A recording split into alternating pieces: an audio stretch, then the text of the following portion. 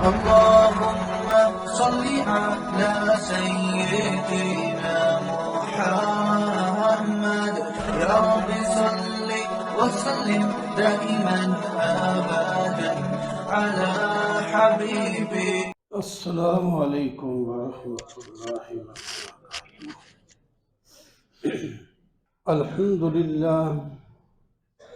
الحمد للہ وکفا والصلاة والسلام على سید الرسل وخاتم الانبیاء، اما بعد فاعوذ باللہ من الشیطان الرجیم، بسم اللہ الرحمن الرحیم۔ إن الله يأمركم أن تؤدوا الأمانات إلى أهلها، صدق الله مولانا العظيم۔ اللهم صل على سيدنا ومولانا محمد وعلى آل سيدنا ومولانا محمد وبارك وسلم۔ محترم معزز سامعین، بزرگوں، دوستوں اور عزیزوں،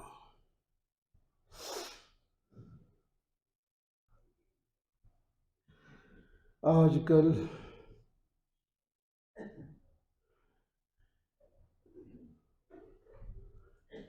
انتخاب کی گہما گہمی ہے، جلوس نکل رہے ہیں، بڑے بڑے دعوے کیے جا رہے ہیں۔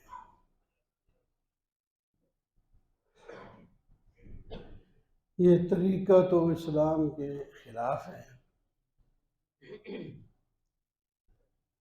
حضرت ابو موسیٰ اشعری رضی اللہ تعالی عنہ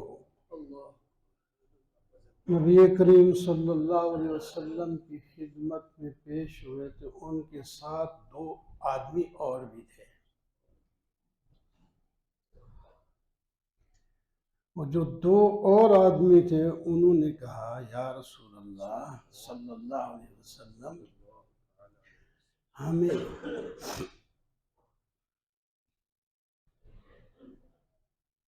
عامل بنا دیں، نوکری دے دیں،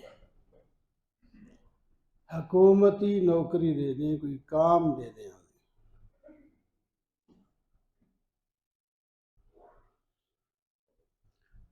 نبی کریم صلی اللہ علیہ وسلم نے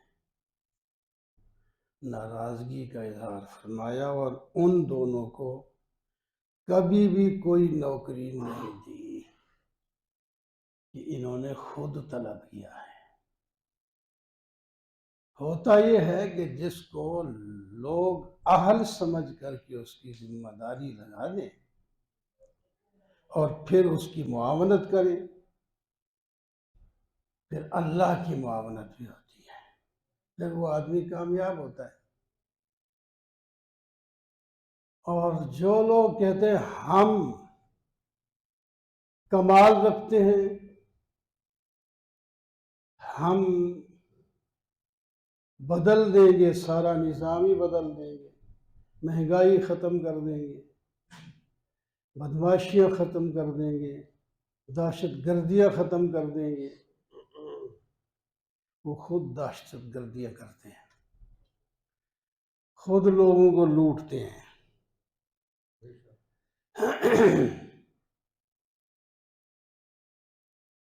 یہ آپ کا جو ووٹ ہے، اسی ووٹ سے آپ کا نمائندہ منتخب ہوگا،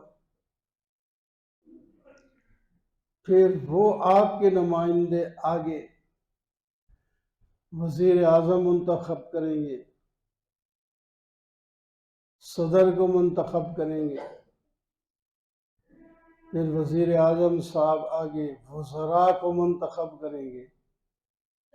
تو بات تو یہاں سے چلی ہے آپ سے ہی۔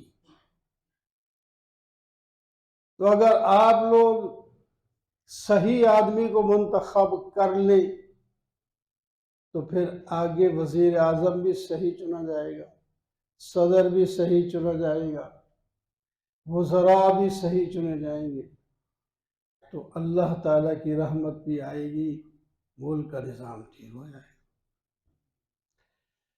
لیکن آج حالات ایسے ہیں کہ جو اچھے لوگ ہیں، صلاحیتوں والے ہیں، وہ کہتے ہیں سیاست تو اب جھوٹ کا نام ہے، وہ آگے ہی نہیں آتے۔ اور جو لوگ دنیا دار ہیں، جنہوں نے ابھی لاکھوں خرچ کرنے ہیں تو کل کروڑوں وصول کرنے ہیں، جنہوں نے کروڑوں خرچ کرنا ہے تو انہوں نے اربوں وصول کرنے ہیں، ان کی بزنس ہے۔ وہ صرف لوگوں کو دھوکہ دے کر، ووٹ لے کر من مانی کرتے، پھر سنتے ہی نہیں۔ اس واسطے جب اب نظام چونکہ چل رہا ہے، اس کو ایک آدھ آدمی بدل تو سکتا نہیں۔ اب جمہوریت چلتی ہے، دنیا میں چل ہی رہی ہے، چلو پھر اس کے مطابق ہی تو ایک اصول ہونا چاہیے، صحیح لوگ منتخب کیے جائیں۔ اپنے علاقے میں دیکھیں، ہمارے علاقے میں، ہمارے حلقے میں کون لوگ ہیں جو اچھے ہیں، دیندار ہیں، دین پسند ہیں، دین پر عمل کرتے ہیں، لوگوں کے دل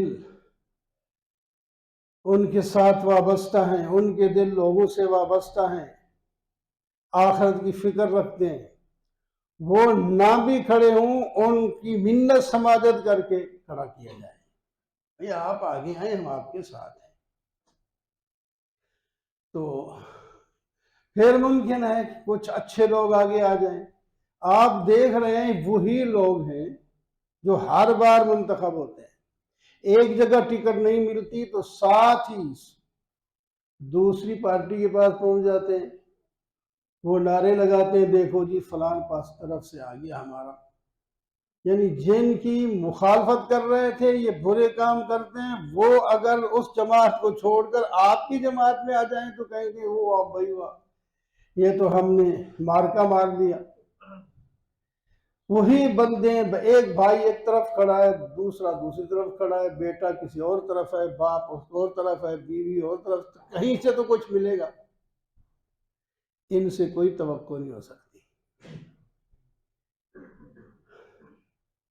لوٹے نام رکھو یا جو کچھ کرو، ان کو کوئی فرق نہیں پڑتا۔ تو اب بھی بہرحال آپ کے ہاتھ میں ہے۔ اپنے علاقے میں چلو اب تو وہ ایک مرحلہ گزر گیا نئے بندے کھڑے کرنے کا۔ جو کھڑے ہیں ان میں دیکھیں کہ کون اچھے ہیں، نمازی ہیں، اسلام پر چلنے والے ہیں، یہ کام ہمارا ہے، کریں گے۔ فوراً ہی مقصد اپنا ہوگا، قوم نام لیں گے قوم کا، قوم یہ کہہ رہی ہے، قوم یہ کہہ رہی ہے، قوم یہ کہہ رہی ہے۔ قوم تم قوم سے پوچھتے ہو، ووٹ لینے کے لیے تو پہنچے تھے، اب تو کسی سے نہیں پوچھتے، ان کے کام بھی دنیا کے بھی نہیں ہوتے، ملک تو اسلام کے لیے بنا تھا۔ تو بہرحال ووٹ کی علماء نے کئی حیثیتیں لکھی ہیں۔ ایک ووٹ کی حیثیت ہے امانت کی، کہ آپ کے پاس ایک امانت ہے، آپ نے اس کے ساتھ ایک امین بندے کو چننا ہے جو امانت دار ہو، جو اس امانت کو آگے نبھا سکیں۔ اللہ تعالیٰ نے تو مختصر 4 چیزیں بیان فرمائیں حکمرانی کے لیے۔ الذین ان مکناہم فی الارض اقاموا الصلاۃ وآتوا الزکاۃ وامروا بالمعروف ونہوا عن المنکر وللہ عاقبۃ الامور۔ جن کو ہم حکومت دیتے ہیں ان کا کام یہ ہوتا ہے، سب سے پہلے نظام صلاۃ قائم کرتے ہیں، خود نمازی ہوتے ہیں، اور پورے ملک میں حکم جاری کرتے ہیں سب نماز پڑھیں۔ نماز، اب دیکھیں آپ کے جو یہ سارے امیدوار ہیں کتنے نمازی ہیں؟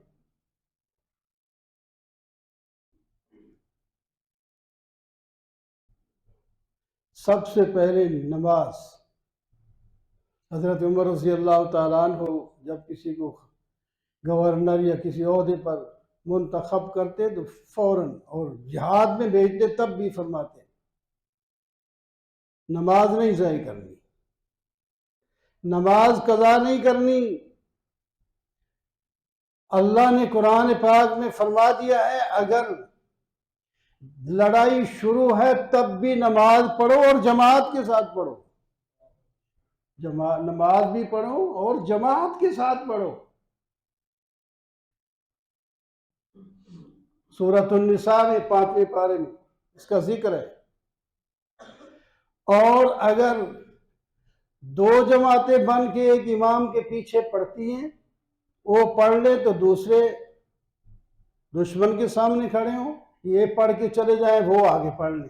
اور اگر ایک ہی امام کے پیچھے پڑھتے ہیں، مثلا نبی علیہ السلام اس موجود ہے یا کوئی بزرگ ان کا قائد ہے، سب کہتے ہیں ہم تو ان کے پیچھے پڑھنی ہے، پھر اختلاف فرمایا کوئی بات نہیں، تم دونوں ہی ایک کے پیچھے پڑھو، وہ ایک کو ایک رکعت پڑھا دیں گے، وہ نماز کی حالت میں چلے جائیں، دشمن کے سامنے نماز نہیں ٹوٹے گی۔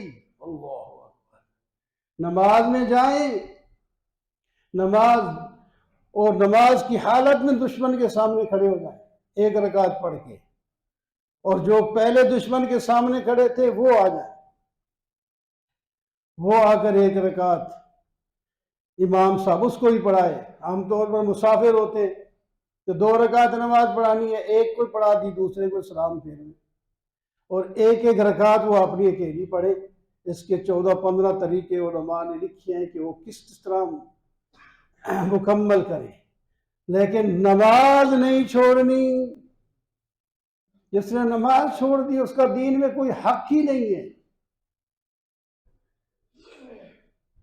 سب سے پہلا حکم کلمہ کے بعد نماز کا آتا ہے، نماز۔ تو فرمایا حکمرانوں کا پہلا کام یہ ہے کہ وہ نظام صلاۃ قائم کریں، خود نمازی ہوں۔ حکم یہی تھا کہ خطبہ بھی خود حکمران دے، وہ عالم ہوتے تھے حکمران، جس علاقے کا وہ بڑا حاکم ہے وہی نماز بھی پڑھائے، انہی میں سے کوئی اذان بھی دے۔ جب وہ امام خود آئے گا، وہ علاقے کا حکمران، اذان بھی انہی کی طرف سے دی جا رہی ہے تو عوام نہیں آئے گی، وہ تو پہنچا ہے فلانا تھانے دار پہنچا ہوا ہے، فلانا پہنچا ہوا ہے، تو ہماری غیر حاضری لگ جائے گی، مشکل ہو جائے گا۔ جب وہ پہنچیں گے تو باقی لوگ ضرور پہنچیں گے، نہیں پہنچے تو بات پرس ہوگی کہ کیوں نہیں پہنچے۔ پھر نماز کا جو نمازی بن جائے گا بہت سے گناہوں سے بچ جائے گا۔ تو پہلی چیز نماز قائم کریں، تفصیل نہیں، چلو میں 4 صرف نام بتا دیتا ہوں۔ نماز قائم کریں 1، دوسرا زکوٰۃ کا نظام قائم کریں 2، اس سے مال پاک ہوگا، مال بڑھے گا، ضرورت مندوں کی ضرورتیں پوری ہوں گی، وہ دعا کریں گے، آپس میں محبت ہوگی۔ جب محبت کے ساتھ چلیں گے تو ملک کو اللہ تعالی ترقی عطا فرمائے گا۔ وَأَمَرُوا بِالْمَعْرُوفِ، تیسرا کام نیکی کا حکم دے، چوتھا کام برائی سے روکے۔ تو 2 ہی تو چیزیں، کچھ کام کرنے کے ہوتے ہیں کچھ نہ کرنے کے، تو یہ سارا دین اس میں آ جاتا۔ 4 چیزیں بیان فرمائی، اس میں سارا دین ہے۔ نظام صلاۃ قائم کریں 1، نماز زکوٰۃ قائم کریں، نظام زکوٰۃ قائم کریں 2، امر بالمعروف کریں 3، نہی عن المنکر کریں 4۔ ایسے منتخب کیے جائیں نمائندے۔ اللہ اکبر.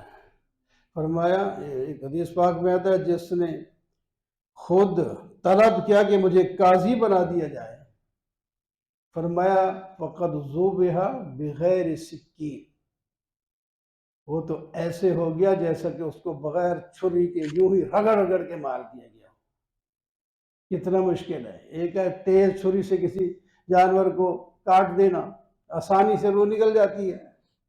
ایک ہے کند چھری ہے، الٹی ہے، اس کو اپنا زور سے مار مار مار، آپ بھی تھکے گا اور جانور کتنا تکلیف بھی ہوگا. اور میں ایسے، اور اللہ کی مدد بھی نہیں آئے گی اس کے ساتھ. اور جس کو زبردستی قاضی وہ کہتا ہے میں اس کے اہل نہیں، پھر بھی وہ کہتے ہیں آپ اہل ہیں ہم آپ کو بنائیں گے، پھر لوگ بھی ساتھ دیں گے، اللہ تعالیٰ بھی ساتھ دیں گے، پھر وہ فیصلے بھی صحیح کرے گا. اسی طرح حکمرانی. تو یہ 4 کام کرنے والے لوگ ہم نے منتخب کرنے ہیں ووٹوں سے. تو ہمارے ووٹ کی ایک حیثیت ہے امانت. ان اللہ یأمرکم ان تؤدوا الامانات. پارٹی سے، برادری سے اوپر ہو کر شخصیت کو دیکھیں، اس کے اندر کیا کیا کمال ہیں یا نہیں ہیں، اس کے مطابق اس کو ووٹ دیا جائے. اس کے بعد ہم سرخرو، ہم نے تو اپنی طرف سے اچھا آدمی منتخب کر دیا، اب وہ جانے اور آگے اللہ جانے اور حکومت جانے، ورنہ ہم پہلے پکڑے جائیں گے. تم نے اس کو ووٹ دیا تھا، تم جانتے نہیں تھے یہ شرابی کبابی ہے، یہ تو ڈاکو ہے، یہ فلاں فلاں، جانتے نہیں تھے آپ کو پتہ ہے پھر بھی تو آپ نے ایسا کیا.